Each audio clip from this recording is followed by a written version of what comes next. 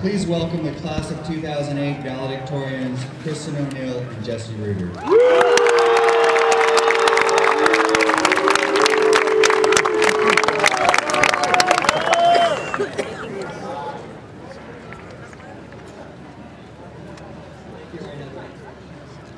What's up?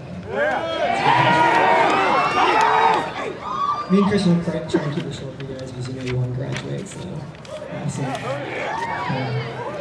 Someone once said, standing up for what you believe in is easy when you have all your friends behind you. I think this quote applies especially well to high schoolers because, as teenagers, we really don't take risks that often. Now, I know a lot of you are probably thinking to yourselves, "Aw, listen to the cute little sheltered valedictorian."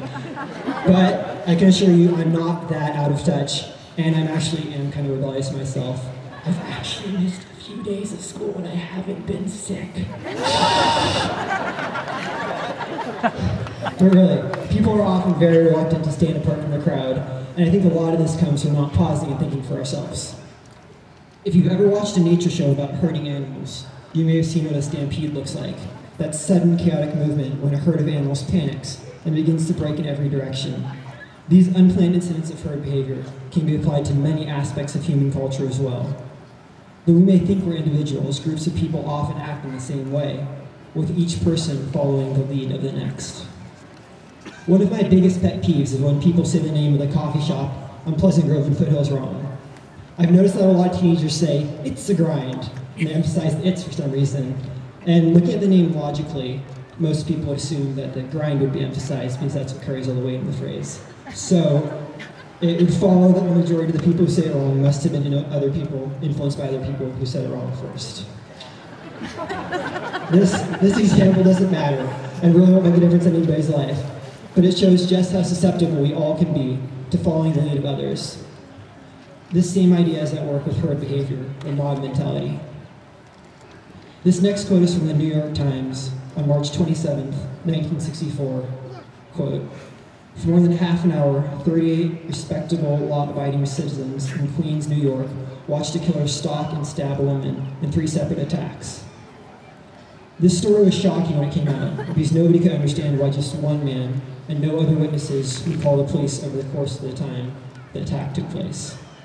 While I was doing research for this speech, I came across an article that talked about whether the same type of thing could happen in New York today. The article said, quote, "Today the likelihood of a crowd averting its eyes and not going to the defense of someone in trouble is much less likely." I'm not sure if that's right though. If you can place yourself in the position of any of those 38 witnesses, would any of us really break the path set by the other 37? Would we stop and think about what we were doing or not doing? Or would we simply follow the crowd? As Mark Twain said, whenever you find yourself on the side of the majority, it is time to pause and reflect. I think that most of us need to pause and reflect about what we do in our day-to-day lives, and also about where we're going in the long run. It's too easy to get caught up in the standard path of life, high school, college, job, family, retirement, that we forget to think about why we're actually doing anything, or about other possible paths we can take. When people think for themselves, they see and are able to grasp opportunities that the majority would never consider. So, take some risks, challenge the majority, and don't let me catch you saying it's a grind wrong. Thank you.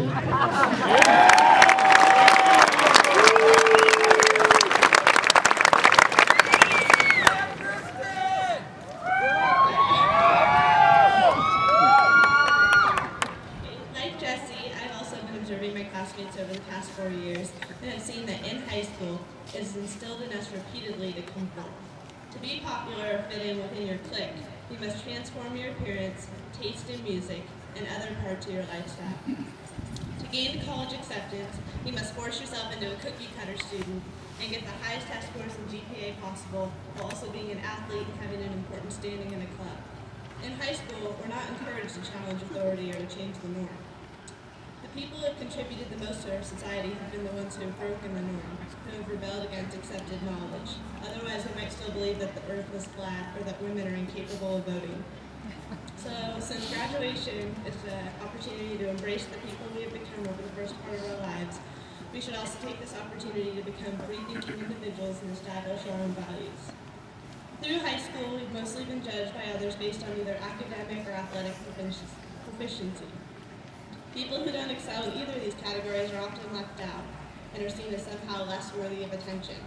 When we're done with school, these arbitrary values of worth are thrown out, and we're allowed to be the people we want to be. Hanging on to what makes you different is worth it in the long run, and it'll make you stand out more than straight A's or perfect SAT scores ever could. I'm so nervous.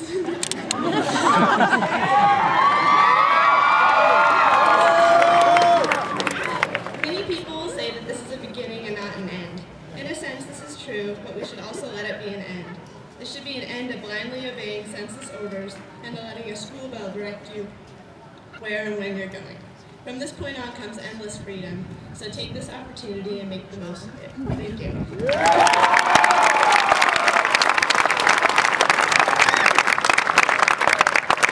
Here's Jesse again, and he's going to have a musical tribute to the class of 2008.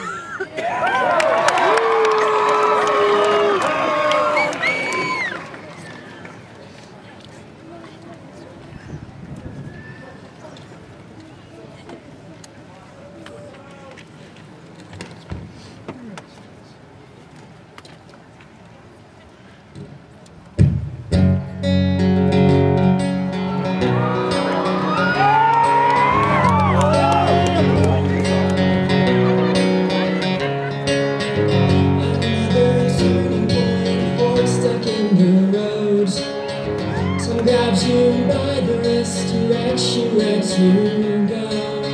So make the best of all these tests and don't ask why. It's not a question but a lesson learned in time. It's something unpredictable, but in the end it's right. I hope you've had the time of your life. I'm using the second verse of the video, okay?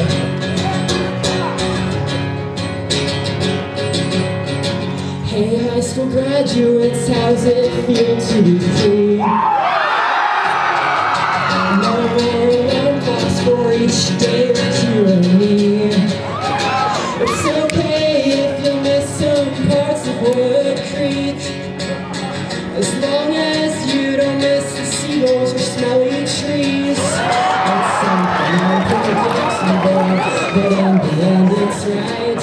I hope you've had the time of your life.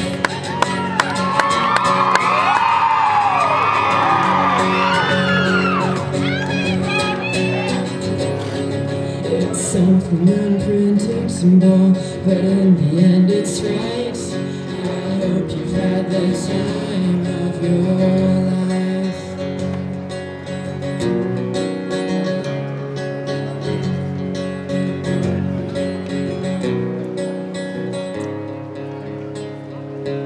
Thank you guys, and congratulations.